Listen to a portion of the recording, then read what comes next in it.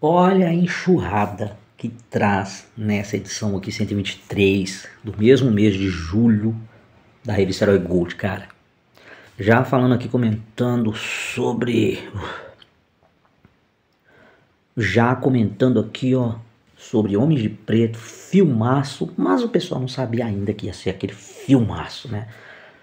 TV mais anime do Yu Yu Hakusho, Beavis e Butthead do América. Depois da vinheta vamos falar mais sobre as novidades daquele ano da revista Herói.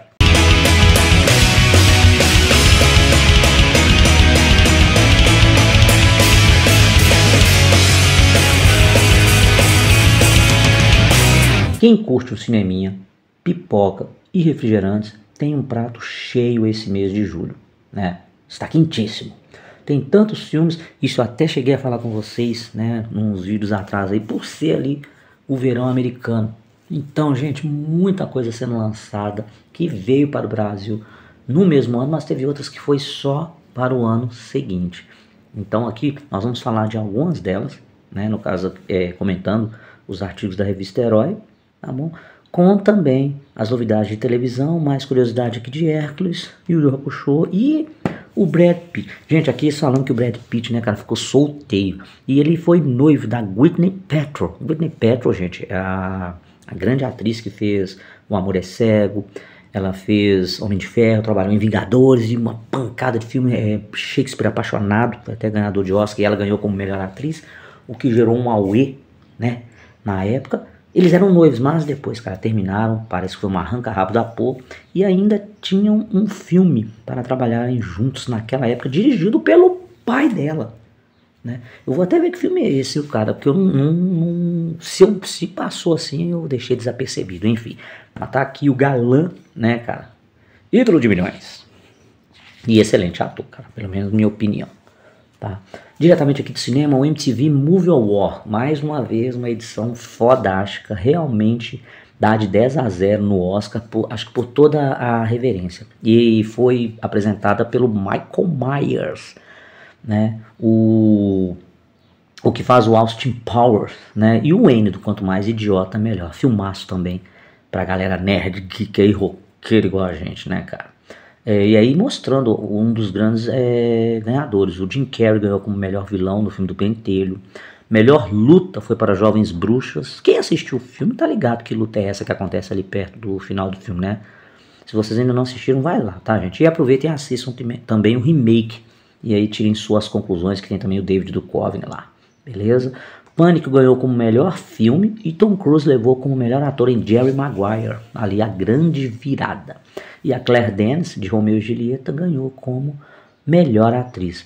E ainda fala aqui, ó, que teve uma injustiça, que o Beavis e Butthead perderam o prêmio de melhor dupla para Nicolas Cage e Sean Connery, de A Rocha.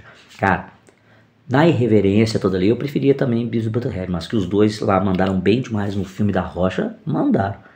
Tem o melhor beijo do Will Smith e a Vivica Fox, lá de Independence Day, lembram? Espero que sim, tá? Temos, essa aqui é boa, essa é uma zoeira da... Não, velho. A homenagem da noite foi para Chewbacca, de Guerra nas Estrelas. Seu troféu foi entregue pela Carrie Fisher, a princesa Leia. E o discurso do Chewie, gente, foi muito emocionante e levou toda a plateia e telespectadores a lágrimas. Imagina, né?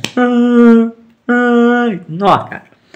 Era bem irreverente, como eu disse, o prêmio da MTV, cara, bem melhor mesmo, sem muita tensão, sem muito, como é que pode assim, pisar em ovos, né, que o Oscar tem muito isso, velho.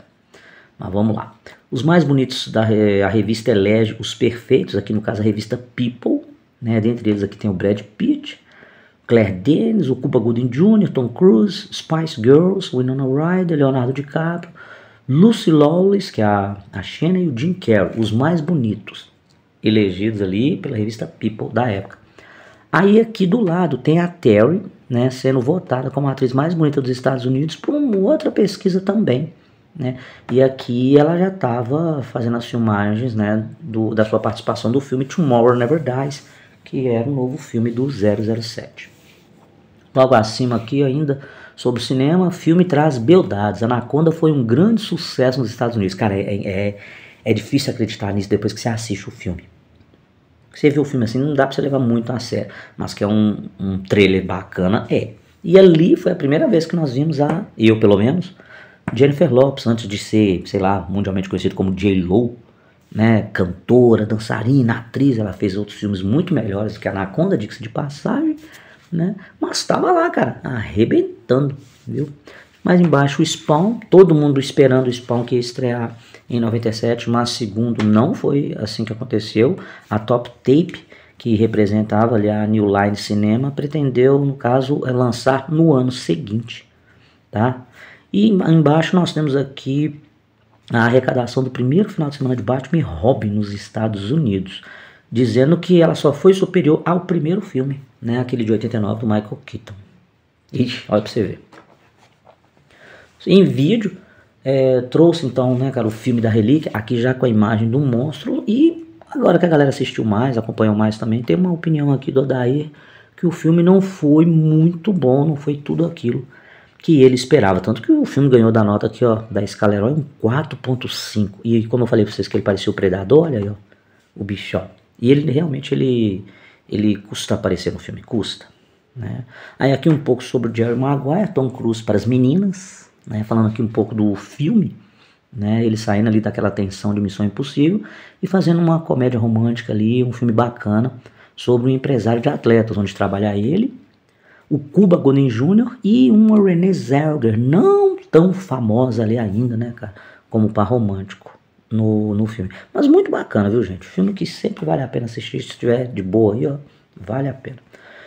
E aqui do Fantasma, uma crítica um pouco mais pesada também em relação ao resultado que o filme apresentou, né, principalmente lá nos Estados Unidos, que foi muito abaixo do esperado, né, e olha que o Odair, ele, em entrevista que eu já fiz com ele, o cara era fanzaço do Fantasma, então muita coisa que ele fez de observação ao filme e ademais também, cara, faltou muito explorar mais sobre o misticismo dentro ali do personagem, a história dele, correto? Apesar do Billy Zane ter mandado bem, ter feito seu bom trabalho, mas o vilão não convencia, né?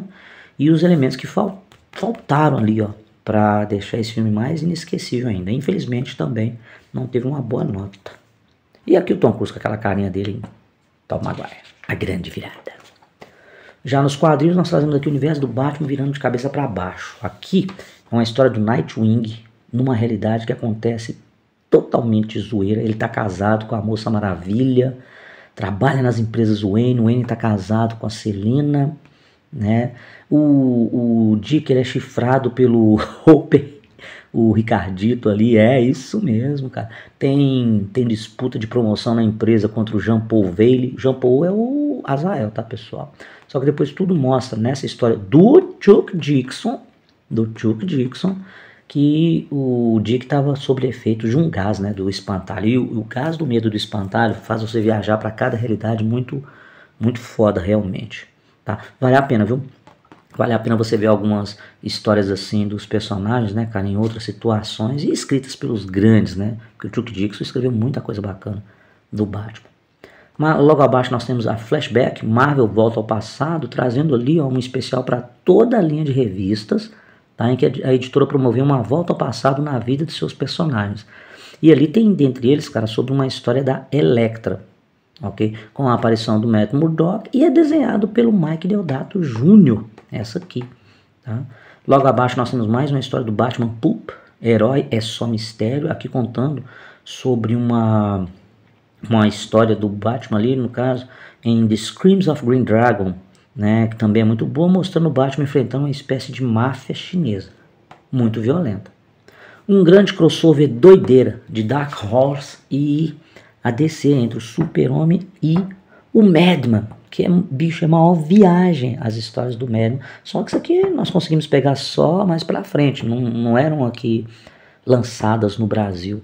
Esse crossover mesmo, eu li mais dele realmente só na Herói, eu não cheguei a ler o quadrinho, mas eu já peguei algumas coisinhas depois pra ver. Você misturar o mundo maluco com a seriedade de Superman, segundo o artigo, foi uma boa pegada, surpreendeu legal. E aqui uma capa da semana com a edição 735 da Action Comics, né, do Superman, com o Deceiver, com o logo na testa, cara. E o The Silver, ele é um cara que foi encarar o Homem de Aço e, né, pra variar, se deu mal. Mas que ficou bacana, ficou, viu? Não, parece até aquelas marcas do Zorro. No correio nós temos aí, então, Rio Grande do Sul mais uma vez, Rio de Janeiro, São Paulo, Minas Gerais, Uberaba, ali próximo ao Triângulo, Belo Horizonte também, Rio de Janeiro, mandou bem aqui. E Marcelo Del Greco falando aqui, ó, pisei na jaca. No momento de, como diria Kelly Bundy, Indonésia, ou pura desatenção, consegui confundir o Krillin com o Long na edição 121. Quem enfrenta o General Blue da Força Red Ribbon com Goku é o baixinho careca e não o porquinho mofador. Foi mal aí, hein? E olha que era falado Krillin, né, gente, na dublagem, em vez de dizer Krillin, né? Envelope de semanas bem legais, cara. Aqui é o boss, é Arquivo X. Nessa edição, a revista ela resolve falar um pouco mais separado dos personagens do Yu Yu Hakusho. Então aqui primeiro traz o Yusuke Urameshi, contando sobre a vida dele, né, desde quando ele morreu no primeiro episódio, voltou, o encontro dele com o Koema, né, como era as encrencas dele com o Kuwabara, o grande rival dele da escola.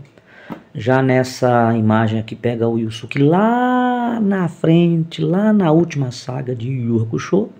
Aqui quando ele enfrentou o Riei, nesse aqui, essa imagem ela tem tudo para ser da saga Sensui, tá? Que realmente é um arranca-rabo ali, mas é bem um arranca-rabo amigável, né? Que afinal de contas são aliados. Aqui o Yusuke mostrando seu Shotgun, né? Quando ele tem o desenvolvimento da sua energia espiritual pela Genkai, ele consegue usar energia Leigan para outros golpes também. Aí aqui falando sobre um dos seus maiores inimigos, né? Com toda certeza ali o Toguro, né? Nem o Toguro mais velho, viu? O Toguro mais novo, porque o mais velho fica por conta do Kuwabara enfrentar. Tá aqui, ó. Yusuke Toguro usando seu 100%. E do lado, mostrando grandes adversários que ele pegou nessa primeira fase, né? O Lando. Esse Lando aqui arregaçou com o Kuwabara, velho, nó. Mas o Yusuke conseguiu vencê-lo. O Suzaku também deu trabalho demais. Tanto que depois o Kuwabara usa a sua energia espiritual, bicho, porque o Yusuke estava indo de novo para o além. De um Homem-Vento teve uma luta muito bacana e divertida. E o Tio também, cara. O Tio e o Yusuke presentearam a gente com um arranca-rabo, uma pancada bem legal. O Bakuken, o cara lá, bicho, ele inalava um suor, perdão, ele expirava um suor que criava uma névoa. O bicho covarde pra cara. Eu adorei quando o Yusuke deu um couro nele, que mostra até em raio-x o Yusuke quebrando os ossos do corpo desse cara. É um safado demais. Falei, toma, vagabundo. Muito bacana. Aqui, a Millennium, né? De cara aqui mostrando o Frank Black, mas não apenas sobre a Millennium. Estamos aqui, ó, a Record está chegando com sua nova temporada de séries e o principal destaque vai para Millennium e o 4º ano do Arquivo X. Fora isso, ainda tem Quinteto, a nova geração e Chicago Hope. Então nessa primeira parte que mostra um pouco sobre a estreia da Millennium na Record, porque já estava passando na Fox, viu, ali nesse ano na TV a cabo. Estava passando nas sextas-feiras, que era o dia do Arquivo X, que o Arquivo X foi para domingo. E aqui mostra um pouco sobre as tramas e a produção da série. Tem uma entrevista que a Herói conseguiu pegar, que foi uma conversa via satélite nos estúdios da Fox entre o Chris Carter, o criador da série, né, e os dois personagens também ali principais da série, o Lance Henriksen, que dentro de muitos outros trabalhos que ele já fez, tá ali, ó, Alien, tá? E também Rápido e Mortal com a Sharon Stone e a Megan Gallagher, a esposa dele, né? Em um bate-papo via satélite. Falando aqui, cara, tem uma pergunta que eu queria até separar aqui, ó. Vai acontecer algum crossover entre Arquivo X e Millennium? E o Chris responde, né, que tá todo mundo tão ocupado que ele não podia imaginar o Lance e a Megan que iriam perder seus dias de folga para trabalhar em Arquivo X, mas sabemos que ocorreu. Acho que na 7ª temporada de Arquivo X, um crossover que não é spoiler, tá, pessoal? Encontra-se um Frank Black bem não assim traumatizado, mas cara bem desgostoso de muita coisa que aconteceu na vida dele. Ele aparece sozinho, não tem a Megan, nem a filha dele aparecendo. A filha dele é essa aqui, ó, tá? A filhinha, que também apresenta algumas particularidades como o pai, que a capacidade do Black de trabalhar dentro das cenas de crime ali, tendo a capacidade de ver através dos olhos do agressor, do assassino, do transgressor em si, foi pra mim assim, muito bem feito. E pra mim, cara, não batia aquela coisa igual ao Arquivo X, era um suspense diferente, com elementos diferentes, mais tático, vamos dizer assim, sobre o psicopata da semana do que os casos alienígenas e tudo mais. Mas tinha coisa muito paranormal? Tinha. Era normal. Mas bem legal, viu? Chicago Hope, enquanto o pessoal do plantão médico está de folga na Globo, a Record ataca com a turma de outro hospital americano. A série é boa, é longa também, tá? E como eu já falei pra vocês, tem ali do mesmo universo onde tem as demais séries, a PD e a Fire, que todas valem a conferida. Mas eu confesso que naquela época eu não ficava muito pregado em Chicago Hope, uma vez que eu já via plantão médico. E olha que eu sou da época do General Hospital, para não entregar a idade, viu, gente? General Hospital é ali década de 70, que chegava a passar no SBT, ali na década de 80, viu? Mas uma série que vale a pena, se você gosta desse estilo assim, igual veio Dr. House, a própria e grande famosa Grey's Anatomy, né? A nova geração, Star Trek, trazendo ali o terceiro ano da série, com os personagens aqui, o Riker, Data, o Picard, Crusher, o Wolf, LaForge, Deanna Troi, galera, né, aqui, mostrando um pouco que a Record, ela, bicho, tem uma edição da Herói que fala que a Record fez favor de não comprar a segunda temporada e me compra direto só a terceira, que foi uma coisa estranhíssima, realmente. Né. Do lado, o quinteto, Party of Five, que estava quase cancelada nos Estados Unidos, não por ser uma série ruim, tá? Mas estava aqui também trazendo de volta, na Record, novos episódios da família que perde os pais num acidente causado por um motorista alcoólatra. E aí, bicho, eles têm que se virar, né, para cuidar um do outro, cuidar do irmãozinho mais novo. E pega muito em cima dele, do Billy. A Júlia estava numa fase que, meu Deus, você queria muito bater nessa menina por tanta coisa que ela criava, né, uns casos, bicho. O mesmo ator, não lembro o nome dele, ele fez, né, outra série de sucesso mundial, que era Lost, que ele é o doutor lá, né, um médico na ilha. O Wolf, conhecido, velho conhecido ali no filme com o Mark Dacascos, né, o Robert Patrick, o Double Dragon. É o primeiro filme que vem na minha cabeça quando eu vejo ele, tá? Essa aqui fez Perdidos no Espaço, com William Hurt e a... Como é que é o nome da mulher lá, gente? Mimi Roger, os nomes às vezes aparecem, tá vendo? Não esqueço tanto, meu. E também falando sobre o quarto ano de Arquivo X na Record, tá? Que também veio com histórias muito boas, pancadas muito boas e ano antecedendo ao grande lançamento deles no cinema, com uma história ligada diretamente ali à série. Fox Mulder mais uma vez, Fox William Mulder. E o Beavis Butthead, muito zoeira, da MTV, contando aqui, gente, falando sobre a criação deles com o criador, Mike Judge. E aqui cenas do filme do America, né, que eles saem por aí aprontando milhões. Tá aqui.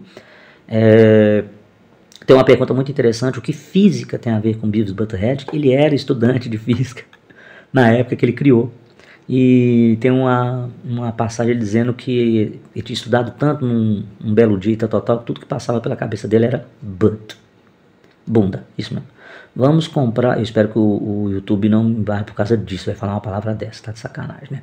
Vamos comprar um hambúrguer no Butt Donald's, né? Comer uma Butt Fries, era o que ele costumava dizer aos seus colegas e tudo mais. E aqui falando sobre as influências, né, que ele pode ter tido para a criação, ele estava ali com seus 40 anos de idade, né, cara, quando criou ali Beavis Butthead, já em lançamento, quando eles foram lançados os primeiros 35 capítulos para MTV, que saiu num programa da própria MTV ali, o Look Television, onde lá mostrou o primeiro episódio até do Baseball Frog. Cara, eu fico rindo desse episódio até hoje, com sem noção, que os caras jogavam beisebol com um sapo, uma rã. É isso mesmo, tá? Bicho sem noção nenhuma, cara. E aí mostrando que depois a MTV, ela contratou para mais 35 episódios. Não esperava que ia ser tanto sucesso assim, né, cara? Mas acabou gerando bastante coisa depois. E vale a pena assistir quem gosta de um rock and roll, tá? Quem gosta de uma comédia, tá, ok? É politicamente incorreto, com toda certeza, com os padrões atuais, mas se você consegue filtrar para ter um divertimento ali, a quem vale assistir sim. Pronto, falei. E aqui, Homens de Preto, ó. Você está preparado para assistir o filme mais cool do planeta? Nós estamos. Ou seja, ninguém tinha assistido. Fez um apanhado devido à estreia lá nos Estados Unidos, né? Mostrando aqui os elementos principais que de cara, velho. Mano, já falava, esse trem vai dar bom. Esse trem vai dar bom. Will Smith, Tommy Lee Jones, tá? Só de princípio. Baratas viciadas em café, efeitos especiais muito bacanas. Will Smith até participou também da trilha sonora, que tem um clipe, Men in Black, cantado por ele, com direito a coreografia de dança, tá? No clipe, não sei se vocês já viram, assistam, tá? E o Tommy Lee Jones em filme de comédia. Não tem muita novidade, afinal de contas ele fez o Batman Forever, ali ele fazendo um Duas Caras muito cômico, né? Diga-se de passagem. Então assim, cara, não fui ver ele no cinema, esse é o tipo de filme assim que eu peguei, cara, vou ver no vídeo mesmo. Não sei porquê, cargas d'água, vamos pegar assim pelo ano ali, cara, eu devia estar muito, ali no taekwondo, competição, aula, trabalho, aquele negócio todo, mas, né, não parava tanto para ir no cinema, sabe? Eu pegava um ou outro, falei, vou lá, essa semana, assim, no mês e tal. Eu não era aquele que ia, tipo, 6, 7 vezes no cinema no mês, mas eu ia umas 2, 3 vezes. Mas eu não sei realmente por que eu deixei passar, mas, caramba, depois que eu assisti, excelente. Pode ser também a dureza, né? Não, em 97 o real tava bom. Em 97 o real tava bom. Muito bom. No Arquivo Herói, trazendo uma das séries que eu assistia quando criança, que eu curtia pra caramba, que era Um Homem de 6 milhões de dólares ali, né? Contando a história do Steve. Isso aí, ó. Ano de produção de 74 a 78. Eu devo ter começado a ver ele ali em 79 ou 80. Passava na televisão. Achava muito legal. Para uma criança, então, pô, o camarada ele sofreu um acidente aéreo, né? Em que ele teve que ser totalmente reconstruído. Ele perdeu o braço direito, perdeu as pernas, perdeu o olho, né? E foi simplesmente todo reconstruído, né? A princípio ele não curtiu muito, quem que curte de imediato assim, mas depois vê quais são as capacidades que isso aí gerou. Ele virou agente da OSI, Office of Scientific Intelligence, que mesmo responsável, né, que veio logo a seguir ali da Mulher Biônica. E tem o Cachorro Max também. O Cachorro Max, se eu não me engano, ele aparece biônico na Mulher Biônica. Valia, tô nem aí, valia, adorava.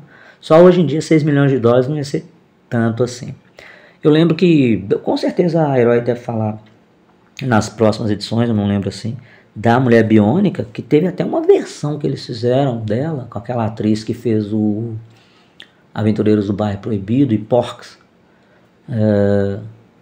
que passou no SBT, uma nova versão, bem legal. E ele aqui, cara, fino. Você acha por aí, viu, para assistir O Homem de 6 milhões de dólares, tá? E do lado nós temos a Lucy, a Guerreira Mágica do Fogo de Hayar. A Herói aí, bicho, trazendo personagens, né, de Sailor Moon e agora de Guerreiras Mágicas, né, contando aí a sua ficha técnica. Ela era chamada assim, ó, Hikaru, no nome original. No anime, falando aqui a sua data de nascimento, o seu signo, a habilidade, né, o passatempo, brincar com seu cachorro Hikari. Pô, ela brincar com o cachorro quando ela tava na Terra, né, velho? Porque no mundo do Zephyr era Mocona e Companhia Limitada, né? Excelente, uma das mais divertidas personagens do anime, tá? E mais emotiva também. Aqui tem uma visão dela bem legal, o tamanho da espada, né, cara? E caramba, as duas fases de guerreiras valem muito a pena você dar aquela conferida, mas dá uma lida no mangá. Poxa vida, cara. E lá vem remake de Guerreiras Mágicas para ano que vem. Tomara que seja bom, viu? E é isso aí. Trazendo aqui de novidade uma ilustração do álbum de figurinhas do Hércules, lançada pela Panini na época, ó, tá vendo? Fechando a número 123 da Herói Gold, ok? Com esse formato magazine aí, aqui no canal do Sensei Otaku Nerd Forever. Espero que vocês tenham gostado e vamos, que ainda tem, deixa eu ver, fazendo minhas contas aqui. Depois vocês veem, sem problema. Até a próxima.